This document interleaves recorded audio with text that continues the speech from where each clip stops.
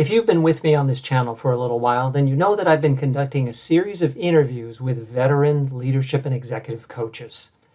I've been having these long form interviews to give you a lot of insight into the world of leadership and executive coaching and to give you ideas on how you can be a more effective coach and have a more successful practice.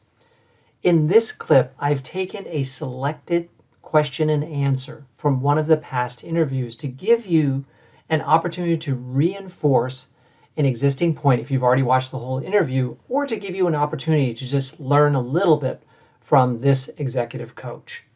If you like this question and answer and you haven't watched the whole interview, I highly recommend that you find it on this channel and do so.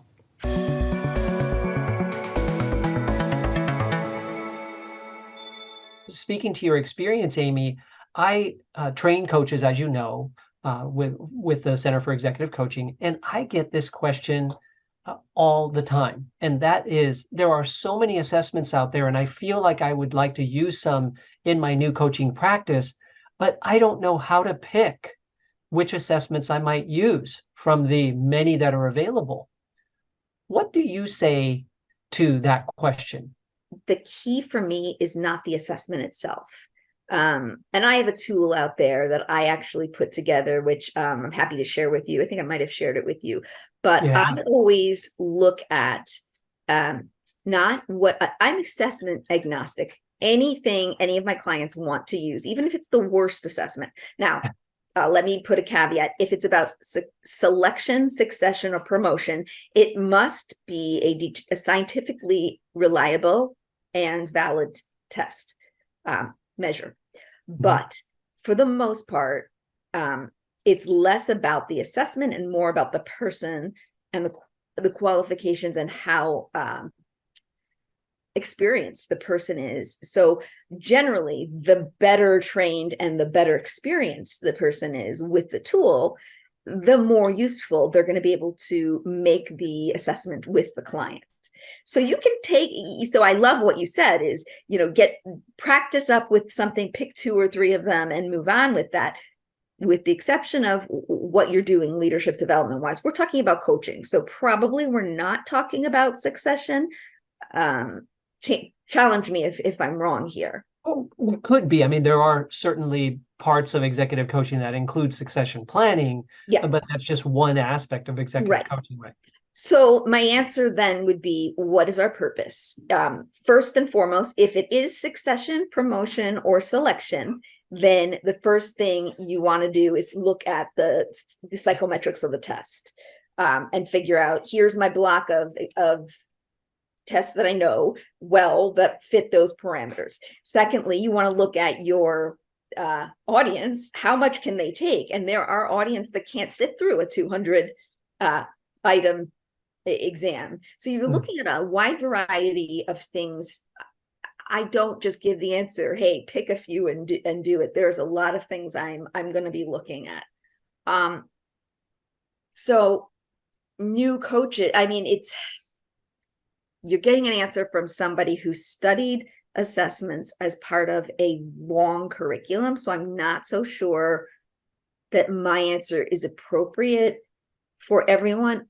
I would say, yes, you can have 2 or 3 of them. But in the end, if you want a really good assessment that's going to work for everything, I recommend that people partner with other people who are super qualified.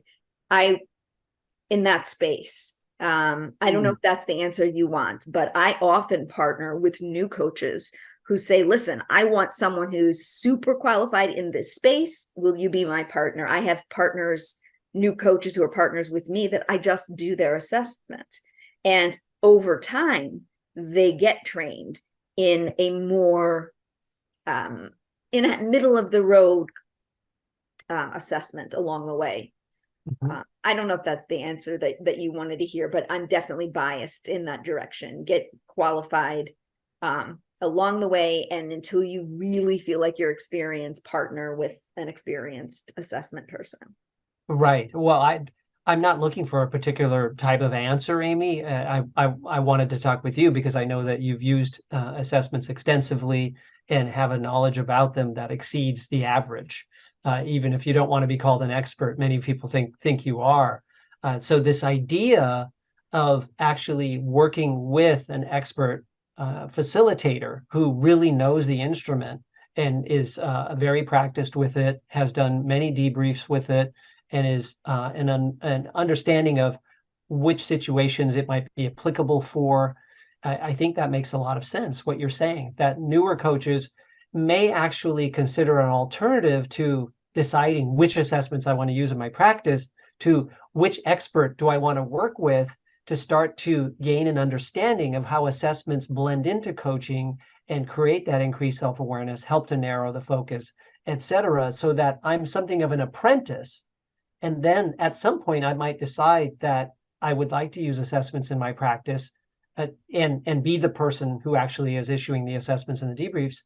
Or I might just want to stay in the role of the coach and work with a facilitator who does the assessment portion of the engagement. Yeah, and I don't want to be too directive in saying that. One of the things that I did put in my cheat sheet that I have out there is there's some things you want to think about. I say that in quotes.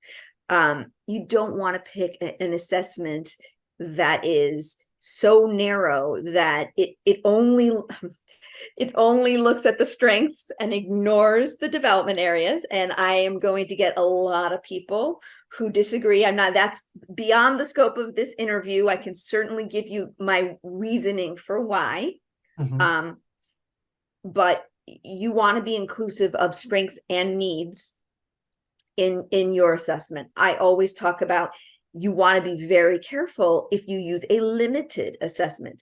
If you want to use an emotional intelligence questionnaire or survey, which there are some marvelous ones, do you have a reason for choosing that one? Do you want to use a women's leadership assessment? That's fine. Do you have a reason? Not just because your coachee is a woman, but is there a reason that those competencies are the ones you're going to assess, as opposed to a more broad assessment of competencies? And these are the things that someone who's newer may not know. Someone says, oh, this is a great emotional intelligence instrument. Well, it might be, it probably is, but why are you selecting that over a more broad-based leadership instrument? How difficult is the instrument? Benchmarks, I'm just using, that is a fabulous instrument by the Center for Creative Leadership. Yes, but it is very difficult to interpret. They have another one called Skill Scope, which is a great instrument for mid-level leaders. You wouldn't use that for the senior most executives, but it's for 90%, it's great. A more junior person in coaching wouldn't know that.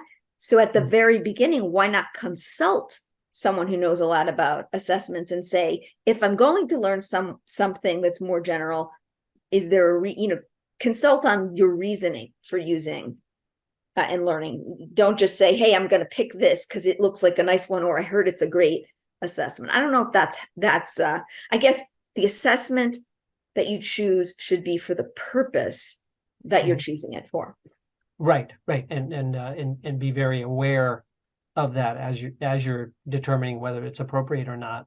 Yeah. The cheat sheet that you're referring to, Amy, I have seen it. I'm sure that some coaches who watch this interview are going to say, well, I haven't seen it. I'd like to have it. So is that okay if people email me? I'd be able to share it with them? Absolutely. And I also have, there's a place where you can download it directly from, I have a website where you can download it from, but absolutely. Terrific. Yeah. So I'll share the link with anyone so that Please. They can go to your website and download it.